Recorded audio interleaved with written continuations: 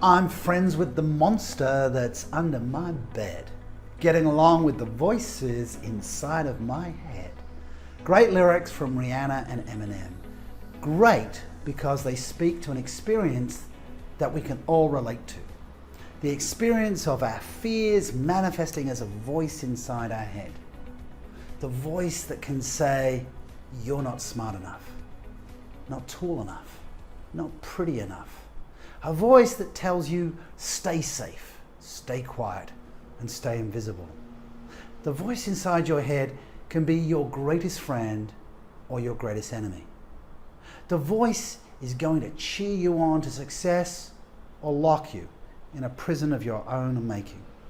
In this video, I'm going to share with you 3 self-leadership strategies to ensure that you get along with the voices inside of your head and make friends with the monsters that are under your bed. I've known the acid taste of self-doubt, the stomach churning of self-criticism, and experienced the paralysis from the fear that I will be judged. Today, I'm comfortable speaking to audiences of thousands of people. But 20 years ago, I remember needing to throw up before my first paid speech. Do I still catch myself speaking words of self-doubt? Occasionally. But I follow the strategies I'm about to share with you. Strategy number 1, own your voice. A keystone of self-leadership is ownership. Ownership of your thinking, feeling, and actions. By owning the voice in your head, you control it. I used to own a big dog, a Rottweiler in fact. When he was a puppy, I knew I would have to learn to control him or he would be dangerous.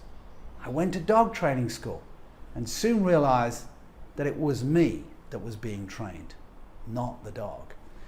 When I was clear and confident, the dog would follow my commands. But when I was not, the dog would run wild. Your thoughts are like a Rottweiler. They can be obedient or they can run wild. You must let them know who's boss. As the boss of your thoughts, you can say, sit, stay. Strategy number 2, evict the thoughts that are not yours. Growing up, we are programmed by the environment around us. We hear parents and authority figures telling us to be careful, don't make a fuss, be good, and don't talk to strangers. These voices and others, much worse, can get inside your head. We need to recognize those voices, however well-intentioned at the time, are not our voices. The 9 inches between your ears are the most valuable real estate you will ever own. And yet you have other people living rent-free inside your head for years. It's time to be a smart landlord and evict those people. No harm will come to them. Say to yourself and say out loud and to the mirror, no, not my. Number 3, choose your narrative and take action. Now that you own your voice and you have evicted the voice of others, you can choose your authentic narrative and take action. As a coach, I've helped hundreds, if not thousands of people from all walks of life to find their authentic narrative and live empowered lives. And just before shooting this video, I was talking to a fitness coach.